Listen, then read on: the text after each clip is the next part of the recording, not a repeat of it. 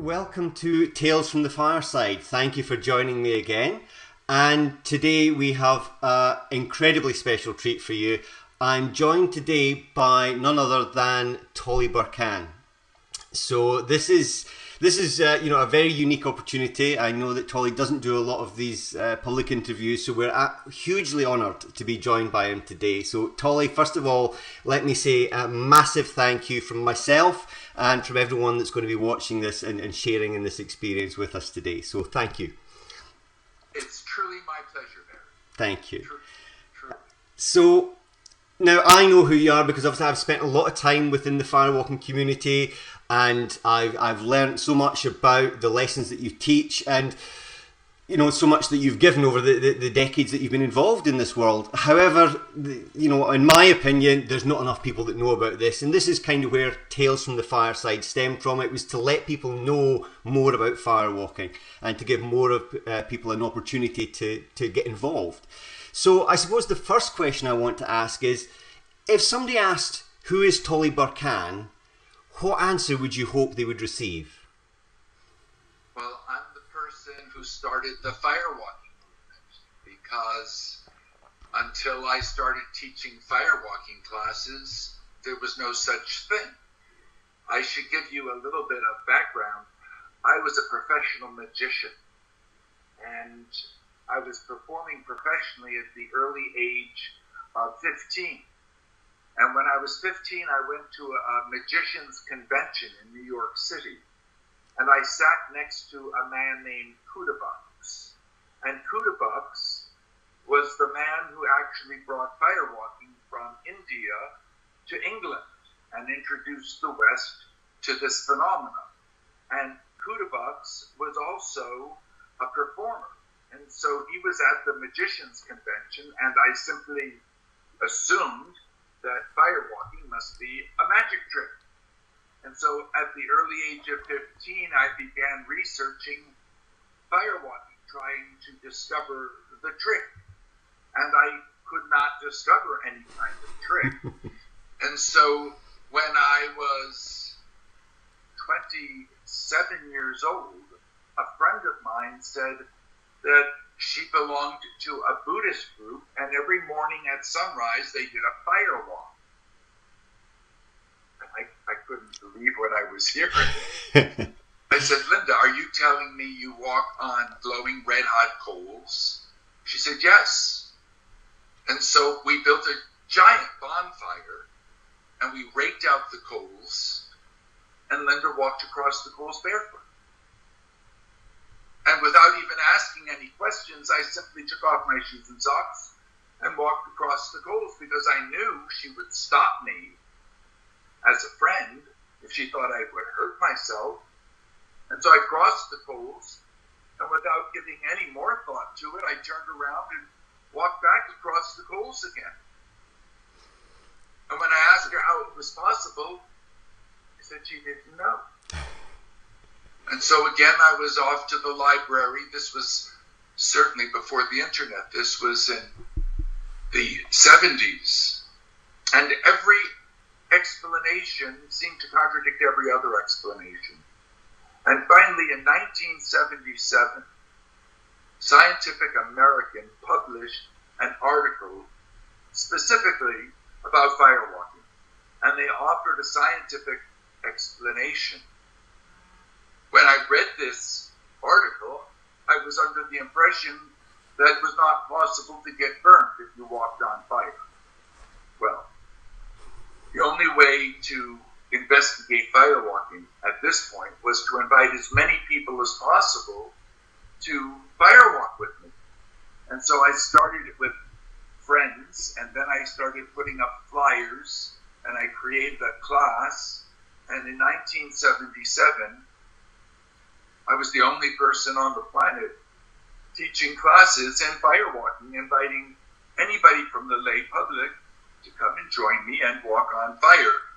And I actually believed it was not possible to get burned, because this article in Scientific American seemed so straightforward. It said that the water vapor rising off the coal bed because of the sweat sweat on the bottom of your feet, it created a vapor barrier, so your feet were never actually touching the coals. Well, the first time somebody got horrifically burned at one of my firewalks, I realized that the explanation was not so straightforward. And so I thought I needed to do my own research. And the only way to do that was to get as many people as possible walking on fire. And so I started teaching classes. I started training instructors so that there could be more classes. And after all these years of teaching firewalking, I have a whole new theory about how it's possible.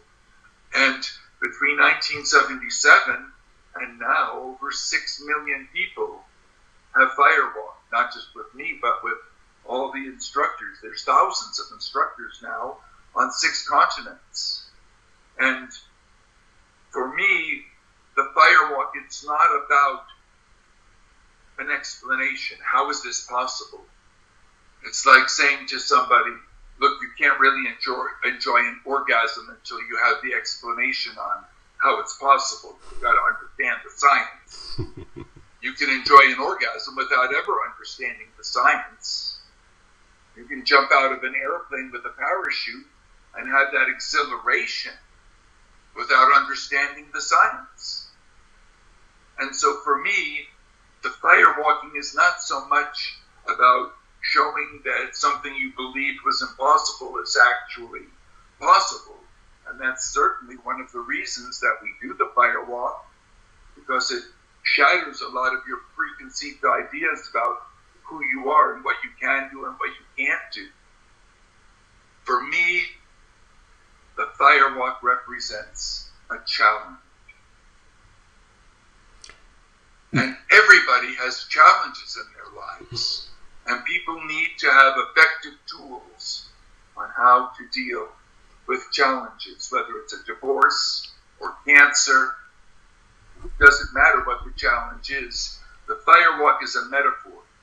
And the tools that you use to get you through that membrane of fear and doubt, and you take that first step, and then you continually keep walking, and then you're at the other side. And now this is a metaphor for how you can deal with any challenge that you encounter in the future. And so for me, that's the long answer to your simple question. Well, thank you, Tolly. You've also managed to answer my next 2 questions as well, so that saves me asking them. Thank you. Obviously, you've spent a lot of time in front of people, sharing your time and your learnings with people, but you've also made available your teachings to people who can't get to you or that you can't get to them through your books. And you've written, the development trilogy. What message did you hope, when you set out on that journey of writing those books, what message did you hope to convey to people that would pick up your books? It's not readily apparent to people that I am incredibly disabled, physically disabled. And how I learned to deal with my disability was my spiritual path. And the reason I teach and the reason I've written my books is to share what I've discovered. When I was in my 20s, I was a pedestrian. I was walking across the street. A car ran a red light and ran right into me and knocked me 25 feet in the air, head over heels. And when I landed, I shattered my neck. And this was before there was an MRI. They hadn't invented the MRI, so they couldn't really operate on my neck because they didn't understand what was wrong with my neck. Mm. But as a result of that accident, my whole life has been changed. Because after MRIs were invented, I started having surgeries. But by that time, the whole left side of my body was paralyzed. And I've dealt with pain, The surgeries were 11 and a half hours long, and I had many surgeries because they had to reconstruct my neck using cadaver bones and portions of my hip. And ultimately, after years of these surgeries, I rejected a cadaver bone. And so I have a non-union in my neck. And the surgeries are so high risk, I'm not going to have another surgery. Each surgery involved going in through the front, behind my throat. And as a result of having this incredible disability, I can't travel, and I can't hold a book up for more than 5 minutes. I can't hold my hands on a keyboard. I have to hold the mouse in my lap, and I use a book to operate the mouse because I can't really hold my arms up for more than a few minutes. And so not only do my books have simple tools on how to deal with challenges, all kinds of challenges, but this month my books are finally available as audiobooks. And this is a very important thing, I believe, because I can't hold a book. The only way that I can read a book is by listening to an audiobook. And yet my own books were never in audiobook form. And so now I have 4 books, the Self-Empowerment Trilogy. I'll name the titles: Dying to Live, Extreme Spirituality, and Let It Be Easy.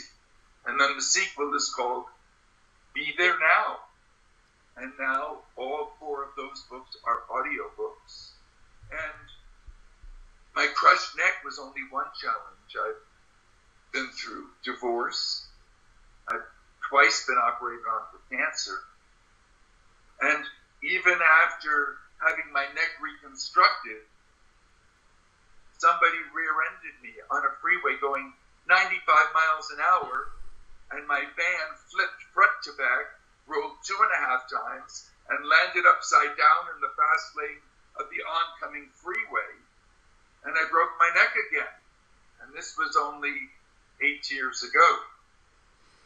And so I've had so many challenges in my life, I feel that's my credential. That gives me the authority to teach what I teach. And what people learn from me can be applied in their relationships, in their career, in parenting, in living among society, and how to respect the earth, how to live so that you don't take more than you give. And I believe that what I've discovered hasn't really just improved my life, it's improved the quality of the planet, because I've learned a lot about ecology, and I include this in my books and in my teaching. And I think now that I've impacted so many millions of people through my appearances on television and on the front page of the Wall Street Journal, all these media have given me access to influence a huge number of people in a way that I think will improve society and improve the quality of life on Earth, as far as relationships between nations. I think that's already improving, and all of this is a byproduct of the work that I do and the work that people do who are in the same field as I am, yourself included.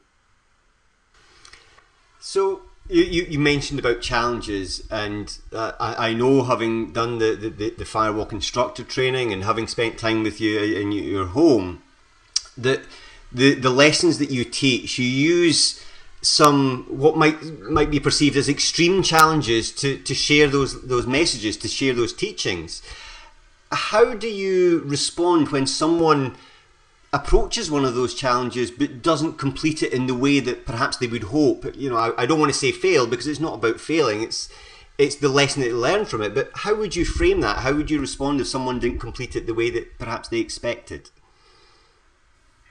I'm going to give you a very dramatic example, but I want to preface it by saying the reason that I include these kinds of dramatic And they are dramatic. Walking on fire is dramatic. Breaking a brick with your bare hand, that's dramatic. And the reason I do it this way is so that when you're challenged, when you find out that you have cancer, the lessons that you learned from me, because they were so dramatic, they're indelible. You'll never forget them as long as you're alive. And that means that they are readily available when they are most needed. And most of us, we don't learn lessons in a way that are so impactful that they're readily available when we most need them. And so I have challenges like walking on shards of broken glass to teach people how to pay attention. And there's nothing that I've ever discovered more impactful or more effective than walking on shards of broken glass to give people a direct experience of what it means to be right here, right now. And that presence is called meditation. But meditation is so vague. There's so many different forms of meditation. I don't try to explain it or teach it. I have people walk across glass and then they experience it. And for another dramatic example, I have people smashing bricks and cinder blocks with their bare hands after really only 5 minutes of instruction. But when you are able to pay attention 100%, you're able to learn at an accelerated rate. You don't have to take a course in karate to be able to break a brick with your bare hand. You have to be able to pay attention 100%, and you have to be able to give 100%. And if you don't give 100%, the brick won't break, and your hand will break. And I've sent many people to the local hospital.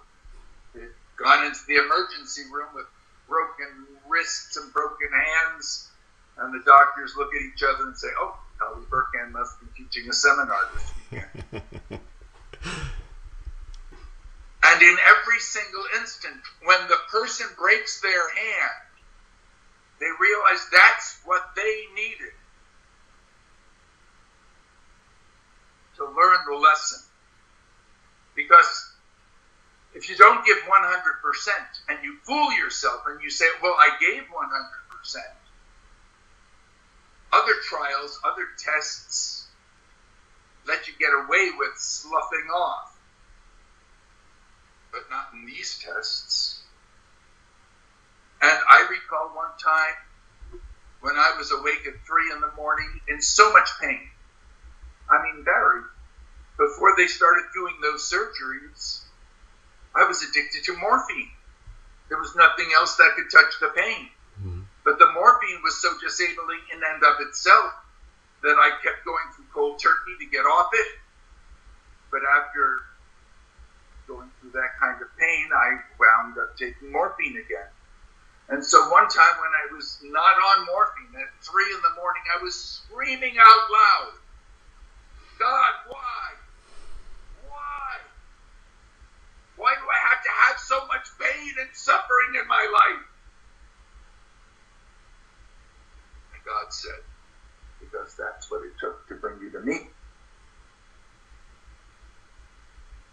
And I'm a very spiritual person because of the challenges I've had. And if a person has to break their hand to learn a lesson so that it becomes indelible, so that it's available to them when they most need it, instead of being resentful, they appreciate and say, "Thank you, Tolly." And that's what I've learned to say to all of my pain and suffering. Thank you. If it was not for that, I wouldn't be who I am today. And there's an old parable. If you're blowing it, God's going to point it out to you by whacking you across the head with a feather. And some people are so attentive that they get it with just a feather. But I wasn't one of those kinds of people. And so when you don't get it with the feather, then God hits you with a hammer. And I still didn't get it, even after I had been hit with a hammer. And that's when God hits you with a car. And if that's what it takes to wake you up, and when I say wake you up, for you to realize you're connected spiritually to the source of creation, and what that implies, and how you can change your whole life once you are constantly connected to that. Well, anything that gets you there, for me, it's worth it. And I was hit by a car, I've had cancer, I've had heart surgery, because I'm not an easy case.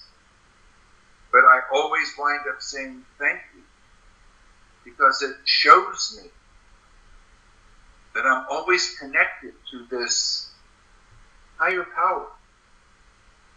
And if people can read my books and get to this very special place without being horrifically challenged, oh, that would be wonderful.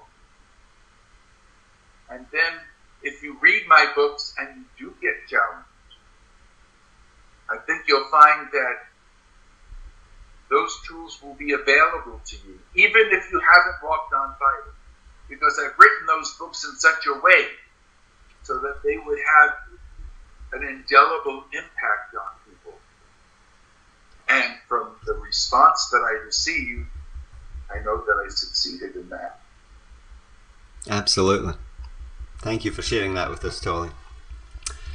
You mentioned about the thousands of instructors across the globe, over 6 continents, that teach the instructor training, that have become instructors. They've been through that program and now share your teachings with others. The Firewalk instructor training obviously has been running for many years. Do you have any recollections of the early days of teaching instructors? I was married at one point to a woman named Peggy Dillon. And she had never walked on fire. I told her a little bit about my classes. She said, they are very similar to the classes that I teach. So I invited her to come to my class one weekend, and she walked on fire for the first time. And she said, Tolly, how come you're not publicizing what you do? And I said, well, I'm keeping it a secret because I'm not sure it's legal. I'm inviting people to come and walk on hot coals. Nobody else is doing this. And so I've been trying to keep it a secret. And it was Peggy who convinced me that I should not keep it a secret, that I should publicize it.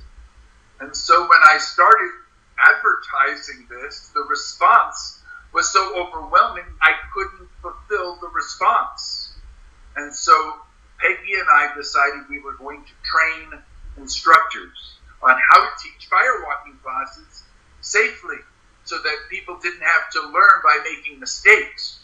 We sent so many people to the hospital making mistakes, we wanted people to not make those mistakes, to learn from the mistakes that we made so that they could do safe firewalks. And so many people wanted to teach firewalking that we had to teach many, many seminars, and initially it was 3 weeks long. And we tried to introduce many other challenges besides firewalking so that the instructors could do either a weekend seminar or an evening seminar or a week-long seminar. They would have tools that would continually empower people by offering them challenges that kept taking them to another level. And in this 3-week course, we would go from city to city.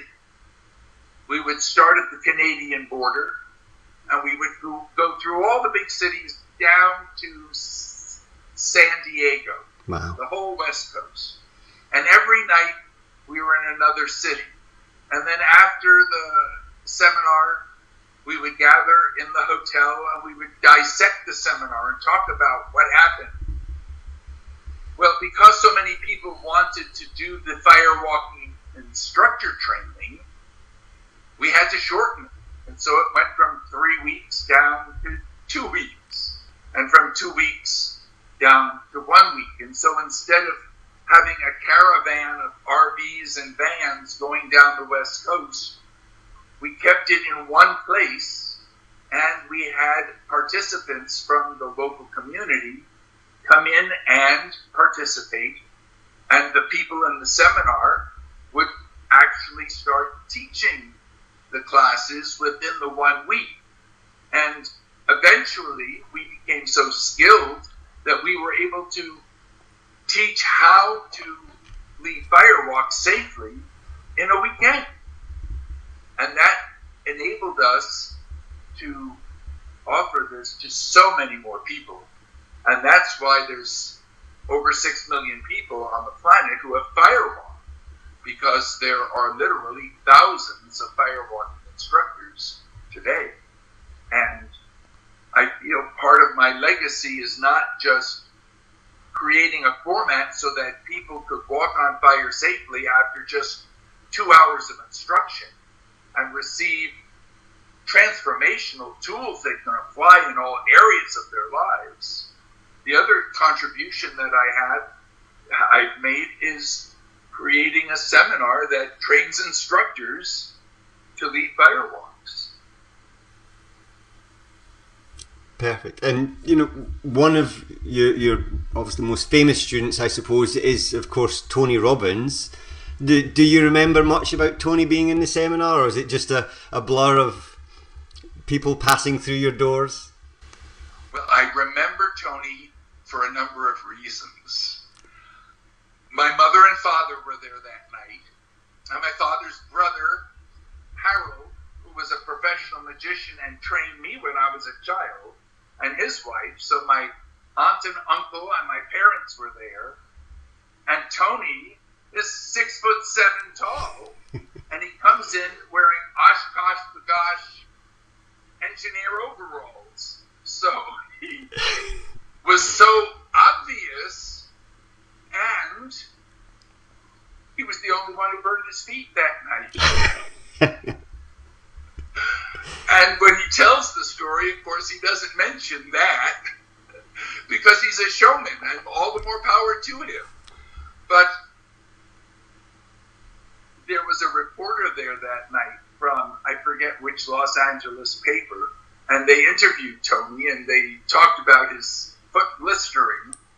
And it's because Tony just jumped out on the coals with his enthusiasm. And anybody who knows Tony certainly knows about his enthusiasm. But that's not the way you walk on hot coals. You walk consciously. And sometimes you need a blister to remind you. And therefore, if you can receive value from the blister, that's great.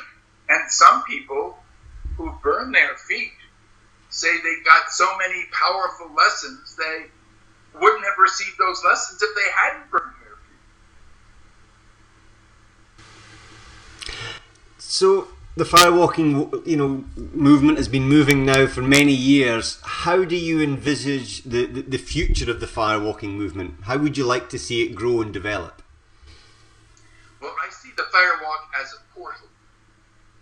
I recall one man, he was the Wall Street type. And as I mentioned earlier, I've been on the front page of the Wall Street Journal, and I've done my seminars before large corporations in a three-piece suit. And this portal, it doesn't matter whether you walk on fire the first time wearing a three-piece suit or whether you walk naked. But I remember this one Wall Street fellow, and he was very linear in the way he thought. And when he walked across the fire, it was really a portal for this man, John, into a whole new way friends, a whole new attitude, a whole new springboard into experiences he would never, ever have had if he hadn't met me that night and walked on fire. And so I see the Firewalk as a portal, and the Firewalking movement offers this portal to more and more people and more types of people. And so the kinds of people who show up at a Firewalk can be college professors, medical doctors, researchers, hippies, housewives, mechanics, Wall Street salespeople. It doesn't matter.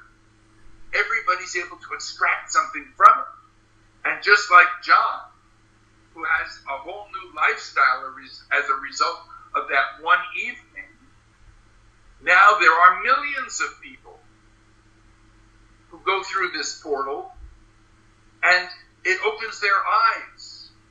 They see that we're polluting the atmosphere. They see that global warming is real, and that our behavior has an impact on the society and the environment. And so I believe, as a result of the Firewalking movement, humanity will become more conscious more quickly. Eloquently put. Thank you, Tolly.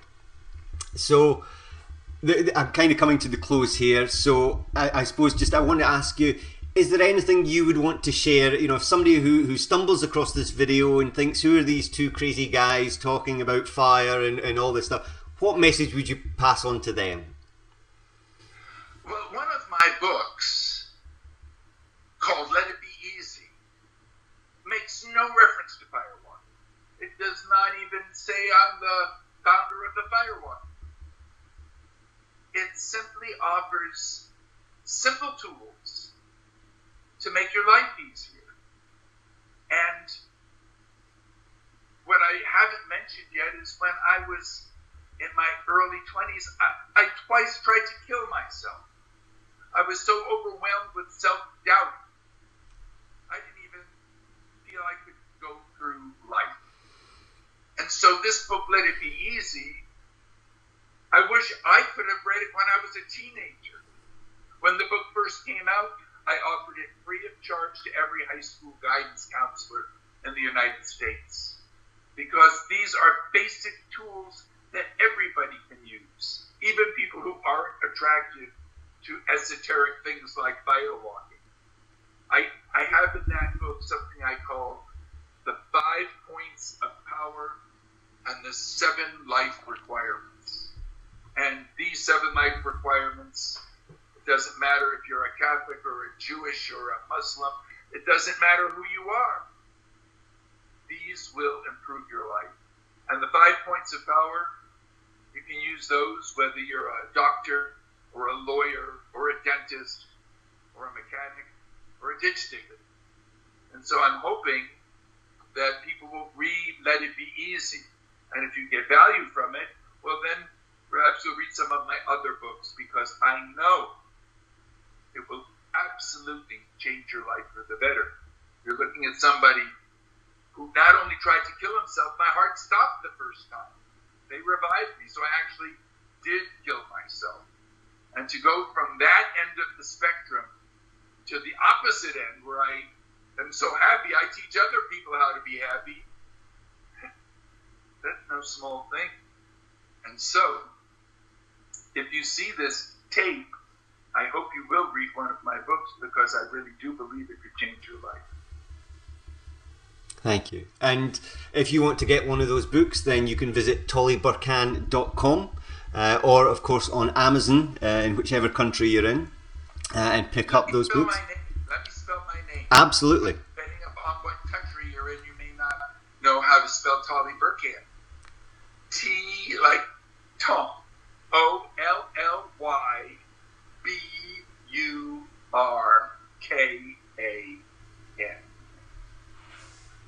www.tollyburkan.com, and you'll be able to order the books there or via Amazon in your own country. Tolly, thank you so much for taking the time out today to talk to me. thank you for everything you've done for me, but also for humanity and for the planet. You know, it's a real gift that you've given, and thank you so much for doing that. It's hugely humbling to have spent some time with you today. Thank you so much. Thank you, Barry. Thank you.